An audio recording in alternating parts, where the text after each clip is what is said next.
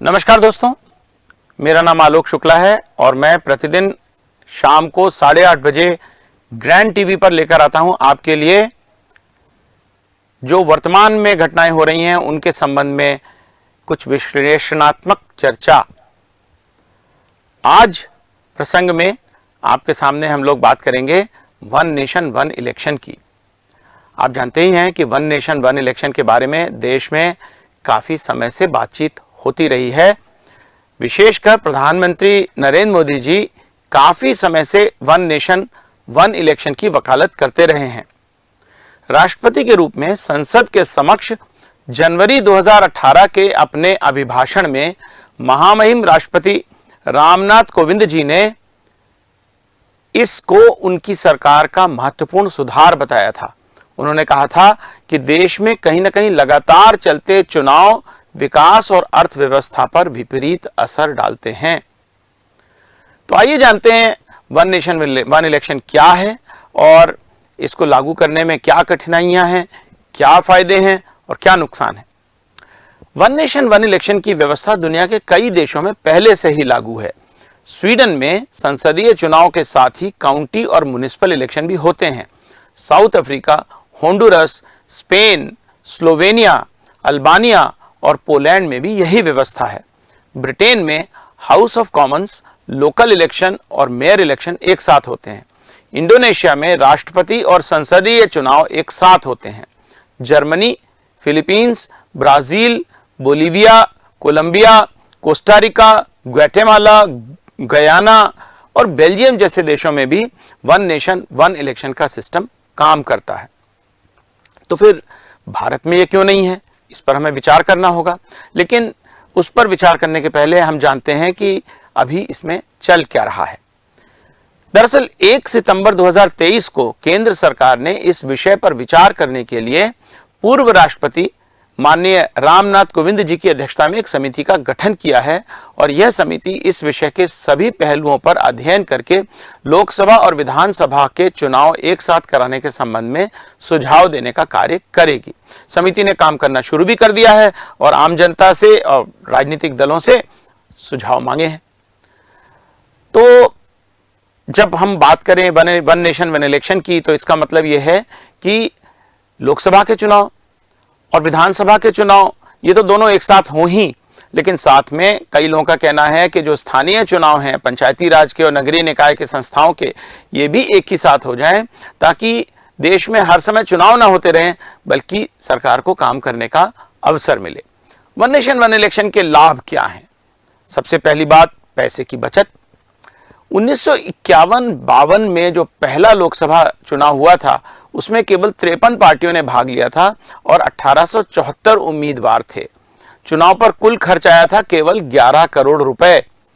इसकी तुलना में 2019 के लोकसभा चुनाव में 610 राजनीतिक दलों ने भाग लिया, 9000 उम्मीदवार थे। एसोसिएशन फॉर डेमोक्रेटिक रिफॉर्म्स के अनुसार इन चुनावों पर लगभग 60,000 करोड़ रुपए का खर्च आया। विधि आयोग का कहना है कि एक साथ चुनाव कराने के लिए अतिरिक्त ईवीएम खरीदने पर मात्र 4,500 करोड़ रुपए का ही व्यय आएगा। समय की बचत भी होगी क्योंकि 5 साल के भीतर कई चुनावी चक्र से होकर नहीं गुजरना पड़ेगा। ऐसे में सरकार विकास और अर्थव्यवस्था के सुधार पर अधिक ध्यान दे सकेगी।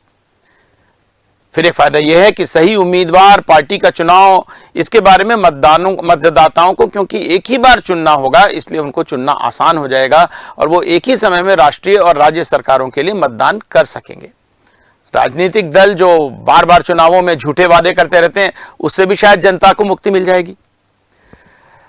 भारत में सन 1959 में पहले आम चुनाव जो हुए उससे लेकर 1967 तक लोकसभा और राज्य की विधानसभाओं के चुनाव एक साथ ही होते रहे, लेकिन बाद में लोकसभा और विधानसभा के चुनाव अलग अलग समय पर होने लगे और अब तो ये स्थिति है कि हर कुछ महीने में चुनाव हो जाते हैं।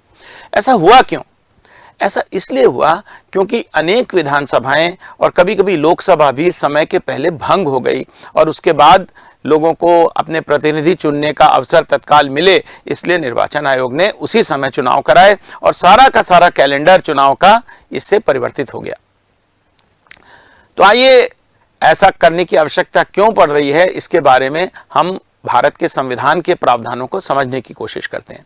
सबसे पहले हमें जानना होगा कि अनुच्छेद 83(2) के अनुसार लोकसभा और अनुच्छेद 172(1) के अनुसार विधानसभाओं का कार्यकाल उनकी प्रथम बैठक के दिनांक से 5 वर्ष का होता है। लोकसभा और राज्य विधानसभा दोनों ही समय के पूर्व भंग की जा सकती हैं, लेकिन आपातकाल को छोड़कर अन्य समय में उनका कार्यकाल 5 वर्ष से अधिक बढ़ाया नहीं जा सकता। तो भारत निर्वाचन आयोग को यह अधिकार भी है कि वो लोकसभा और विधानसभाओं का कार्यकाल समाप्त होने के 6 महीने पहले चुनाव की घोषणा कर सकता है। अनुच्छेद 85(1) के अनुसार संसद के 2 सत्रों के बीच की अवधि 6 माह से अधिक की नहीं हो सकती। राज्य विधानसभाओं के लिए भी यही प्रावधान है। तो इसलिए 6 महीने के भीतर चुनाव कराना अनिवार्य है, नहीं तो संसद या विधानसभा भंग होगी तो संविधान के प्रावधानों की पूर्ति नहीं हो सकेगी। फिर हमें एक चीज ये समझनी होगी कि मंत्रिपरिषद की सामूहिक जिम्मेदारी है और यह जिम्मेदारी राज्य की विधानसभा और संसद के प्रति होती है। पंचायती राज संस्थाओं और नगरीय निकायों का निर्वाचन राज्य का विषय है, इसलिए राज्य निर्वाचन आयोग के अधीन है। तो ये सारे जो हमारे संवैधानिक प्रावधान हैं, इनके रहते वन नेशन वन इलेक्शन करना थोड़ा सा मुश्किल है। क्यों मुश्किल है, इस पर हम थोड़ा आगे बात करेंगे, लेकिन पहले ये समझते हैं कि अगर वन नेशन वन इलेक्शन किए तो लाभ तो हमने देख लिए, अब उसके दुष्परिणाम क्या हो सकते हैं, इस पर भी थोड़ा विचार करते हैं। सबसे पहले तो ये कि लोकसभा और विधानसभा के चुनाव अक्सर अलग अलग मुद्दों पर लड़े जाते हैं। दोनों चुनाव यदि एक ही साथ हों तो वोटर थोड़ा भ्रमित हो सकते हैं। दूसरी बात यह कि क्षेत्रीय राजनीतिक दलों को एक साथ चुनाव कराने में नुकसान हो सकता है।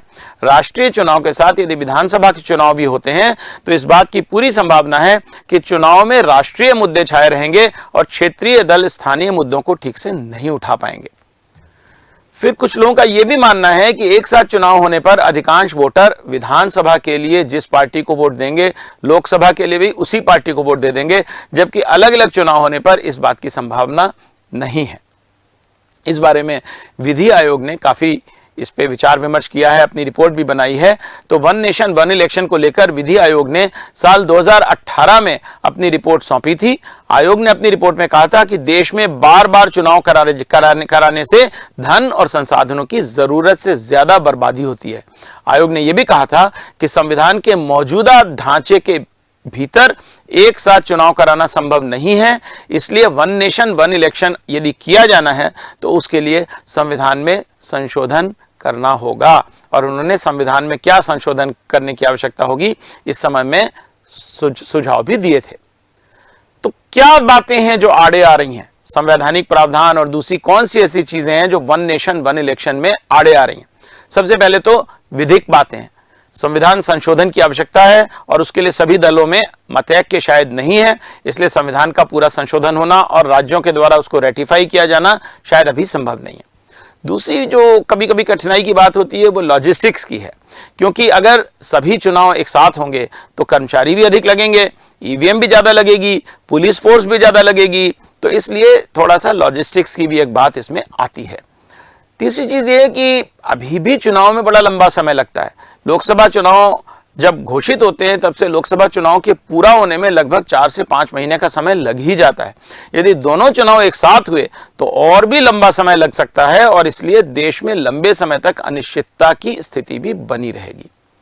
इसके बाद हम थोड़ा जानते हैं, ये तो कठिनाइयों की बात हुई, वांछनीयता की बात करें। क्या वन नेशन वन इलेक्शन वांछनीय भी है या शायद हमें नहीं करना चाहिए? तो इसके बारे में अनेक लोगों का यह मानना है कि वन नेशन वन इलेक्शन की अवधारणा देश के संघीय ढांचे और संसदीय प्रजातंत्र के लिए वांछनीय नहीं है। संसदीय प्रणाली सरकार के दोनों स्तरों पर सामूहिक जिम्मेदारी के मापदंड पर आधारित है। इसलिए यदि कोई सरकार चाहे केंद्र में हो चाहे राज्य में, संसद या राज्य विधानमंडल में अपना विश्वास खो देती है तो उसे इस्तीफा देना अनिवार्य है और चुनाव के माध्यम से ही नई सरकार बन सकती है। यह संसदीय लोकतंत्र का मूल मंत्र है, संसदीय लोकतंत्र का सार है। यहां पर चुनाव का समय प्राथमिकता नहीं है, प्राथमिकता है कि जनता को सही प्रतिनिधि सरकार मिल सके। यह साबित करना सबसे महत्वपूर्ण है कि सत्तारूढ़ पार्टी को सदन का समर्थन प्राप्त है। कुछ उदाहरण देखिए। वर्ष 1996 में जब अटल बिहारी वाजपेयी सरकार 13 दिनों में ही गिर गई। उसके बाद देवेगौड़ा जी सत्ता में आए। 13 पार्टियों की यह गठबंधन सरकार अप्रैल 1997 में कांग्रेस द्वारा समर्थन वापस ले जाने के कारण विश्वास मत हार गई। अब यदि यह सरकार अपने पूरे 5 साल चलती तो अगला आम चुनाव 2001 में होता, लेकिन क्योंकि सरकार हार चुकी थी, तत्काल चुनाव कराना जरूरी था, इसलिए अगला आम चुनाव 1998 में हो गया। अब 1998 के चुनाव में भी किसी पार्टी को पूर्ण बहुमत नहीं मिला। कुछ दलों ने मिलकर राष्ट्रीय जनतांत्रिक गठबंधन, या जिसको एनडीए कहते हैं, वो बनाया, जो कि भारतीय जनता पार्टी के नेतृत्व वाला गठबंधन है। यह सरकार भी केवल 20 महीने तक चली। 1999 में फिर से चुनाव हुआ। अब अगर 1998 की सरकार पूरे समय चलती तो अगला चुनाव 2003 में होता। तो ये उदाहरण दर्शाते हैं कि सभी चुनाव को एक साथ कराने के लिए समय निर्धारित करना संसदीय प्रणाली के साथ मेल नहीं खाता है। चुनाव की एक निश्चित तारीख का मतलब यह होगा कि किसी सरकार को तब भी काम करने की अनुमति मिल जाए जब उसने जनता का और सदन का समर्थन खो दिया है और अपनी वैधता भी खो गई है। यहां इस बात को रेखांकित करने की जरूरत है कि अमेरिका में भी, जिसे राष्ट्रपति प्रणाली का प्रमुख उदाहरण माना जाता है, राष्ट्रपति के चुनाव, कांग्रेस के चुनाव, राज्य और स्थानीय चुनाव एक साथ नहीं होते हैं। थोड़ी सी इसकी राजनीतिक बात करते हैं कि राजनीतिक दल इसके बारे में क्या कह रहे हैं। वन नेशन वन इलेक्शन पर विपक्ष के नेताओं ने लगभग एक सुर से विरोध जताया है। पश्चिम बंगाल की मुख्यमंत्री और तृणमूल कांग्रेस की सुप्रीमो ममता बनर्जी ने उच्च स्तरीय समिति के सचिव डॉक्टर नितेन चंद्रा को पत्र भेजने के कुछ घंटे के भीतर ही उत्तर देते हुए कहा कि वन नेशन वन इलेक्शन का विचार व्यवहारिक रूप से संभव नहीं है। उन्होंने कहा कि हमारे देश में अलग अलग राज्य हैं और चुनाव का समय अलग अलग है। अगर किसी राज्य को बहुमत नहीं मिला तो फिर क्या होगा? क्या केंद्र में सरकार गिरने से बाकी राज्यों की सरकार भी गिर जाएगी? केंद्रीय गृह मंत्री को अधीर रंजन चौधरी जी ने एक पत्र लिखा।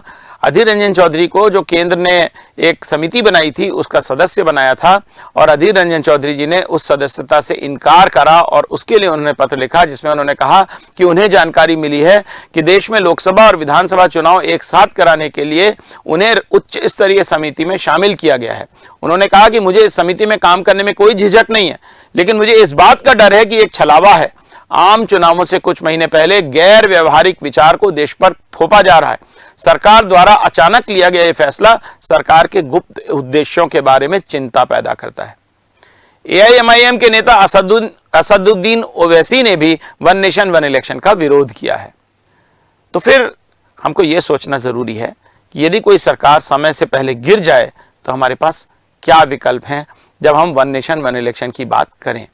तो पहला विकल्प तो यह है कि सदन में जो बहुमत प्राप्त दल नहीं है, जो दूसरे तीसरे नंबर का प्रमुख राजनीतिक दल है, उसके नेता को सरकार बनाने के लिए आमंत्रित कर लिया जाए। लेकिन यह बात तो पूरी तरह से अलोकतांत्रिक है, इसलिए कर नहीं सकते। दूसरा तरीका यह हो सकता है कि सभी दलों की मिलीजुली सरकार बनाई जाए, नेशनल गवर्नमेंट जिसको कहते हैं। लेकिन ये बात व्यवहारिक नहीं है क्योंकि सभी दल अलग अलग नीतियों पर काम करते हैं और यदि वो सब मिलकर के सरकार चलाने की कोशिश करेंगे तो उनमें आपस में वैमनस्य होने की पूरी संभावना है। तीसरा तरीका यह हो सकता है कि संविधान संशोधन किया जाए और यह प्रावधान किया जाए कि कोई भी विधानसभा जिसका कार्यकाल लोकसभा चुनाव से 6 महीने पहले या 6 महीने बाद समाप्त हो रहा है, उसका कार्यकाल पहले ही समाप्त कर दिया जाए और लोकसभा के साथ ही उसका चुनाव कर दिया जाए। तो लेकिन यह यदि किया जाता है तो जो सरकार पूरे समय नहीं चल पाएगी और पहले गिरा दी जाएगी, वो राजनीतिक दल इसके लिए तैयार नहीं होंगे। चौथा एक विकल्प यह है कि केवल लोकसभा और राज्यसभा के चुनाव एक साथ कराए जाएं, लेकिन इससे तो वन नेशन वन इलेक्शन की अवधारणा बनेगी नहीं, क्योंकि विधानसभा चुनाव यदि साथ में नहीं कराए तो ना धन की बचत होगी ना समय की बचत होगी। और आखिरी एक विकल्प यह है कि देश में राष्ट्रपति शासन प्रणाली लागू कर दी जाए, लेकिन अभी भी शायद इसके लिए भारत में लोग तैयार नहीं है। भारत में संसदीय लोकतंत्र बड़ी अच्छी तरह से काम करता रहा है, तो इसलिए शायद राष्ट्रपति शासन प्रणाली आसानी से इस देश में लागू करने के लिए न तो राजनीतिक दल तैयार होंगे और न शायद देश की जनता इसके लिए तैयार है। तो अंत में हम इस बात को समझने की कोशिश करते हैं कि वन नेशन वन इलेक्शन का विचार अभी शायद तत्काल लागू नहीं हो पाएगा। इसके लिए बहुत सोच विचार करने की आवश्यकता है और सोच विचार करने के बाद और विस्तृत विचार विमर्श करने के बाद ही इस पर कोई फैसला लिया जा सकता है। पर एक चीज जाते जाते मैं कहना चाहता हूं, भारत निर्वाचन आयोग कम से कम ये प्रयास तो कर ही सकता है कि वर्तमान में जिस तरीके से चुनाव चल रहे हैं वो बहुत कम समय में पूरे हो जाएं। पुराने समय में पूरे भारत में एक ही दिन में चुनाव हो जाते थे, फिर बाद में 2 या 3 दिन में होने लगे, अब महीनों चुनाव चलते रहते हैं। यह संभव है यदि पुलिस फोर्स का कम उपयोग किया जाए, यदि राजनीतिक दल आपस में मिलकर के इस बात के लिए तैयार हो जाएं, तो शायद हम सभी चुनावों को बहुत ही कम समय में पूरा कर पाएंगे और जो अधिक धन खर्च होने की बात हो रही है, अधिक समय खर्च होने की बात हो रही है, उससे बचा जा सकेगा। और शायद अगर भारत निर्वाचन आयोग ये करने लग जाए कि नेशनल इलेक्शन करीब महीने भर में पूरे हो जाएं और राज्यों के विधानसभा इलेक्शन भी 1 आध महीने में पूरे हो जाएं, तो साल में 1 आध महीने अगर इलेक्शन कहीं कहीं चलता भी रहेगा तो इससे बहुत कोई दिक्कत नहीं आने वाली है और शायद उसके बाद 1 नेशन 1 इलेक्शन की जरूरत ही नहीं रह जाएगी। तो इस कठिन विषय पर आज हम लोगों ने चर्चा की। मुझे उम्मीद है कि आपको अच्छी लगी होगी। हम लोग इसी तरह से प्रतिदिन प्रसंग, उस दिन के प्रसंग की बात करते रहेंगे। आपने इस कार्यक्रम को देखा, अपना फीडबैक मुझे जरूर दीजिएगा। बहुत बहुत धन्यवाद। नमस्कार।